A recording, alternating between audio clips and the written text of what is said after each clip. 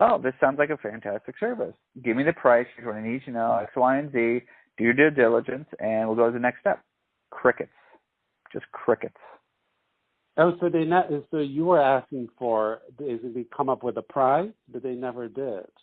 Exactly. I said, I am interested. I am willing to take this up the what's called totem pole to try and change it. What I need is, here's how it's going to look across the organization. So what is the distinct model? How would we change to that? How would it change our SLAs?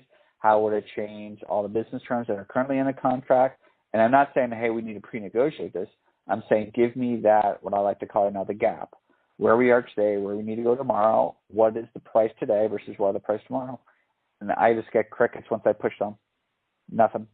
So I think there's a great opportunity here, but I just never seen the dedication from the service providers. Interesting to hear that. And I'm sure if you talk to them, like, oh, yeah, we have. Like, I'm sorry. And I wish I could show you the emails. There's just that last mile, because there's a lot of work in that. I mean, they're putting their butts on the line, because they'll say, well, you can save on average 0.01, I don't know, $1 on CPM. And I'll say, great, what does that look overall? How does this entire thing change? And once again, there's going to be a lot of business development time specifically for an organization like Microsoft to come up with that final bill, that final business plan, et cetera. But they're waiting more for, Chris Kapp, who's our CMO, to say, yes, let's do this, and have his team move forward with trying to build it from the ground up, which I've just been shocked. I would think they would have that at the ready for the different conversations that they've been having. Okay. Yeah, that's interesting to know. So they didn't have a solid business plan and so on, but how long does that process take actually to convince the CFO? Because you say they can only do it every 3 years.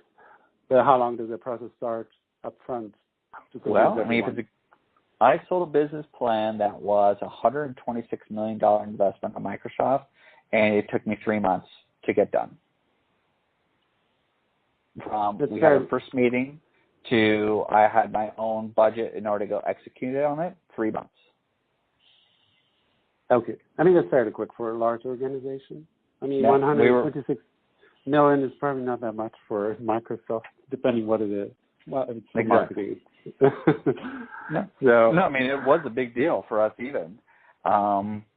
And that's where I go back to. It's like, if they're interested, the people who come up with a robust business plan, who are willing to take some risk with us, they'll get the money. I mean, organizations like Microsoft are willing to take risks for better results in the test. But yeah, I just haven't seen the desire to go to the next step. Okay, that's good to know. And then maybe this is a totally different question, not about pricing, about the media spend or the mix that you saw in the past. So there was a lot of display, then it went also to video. Do you see big changes to that in the near future, and how would it change? Can you re-ask that question? I want to make sure I understand it correctly. Okay.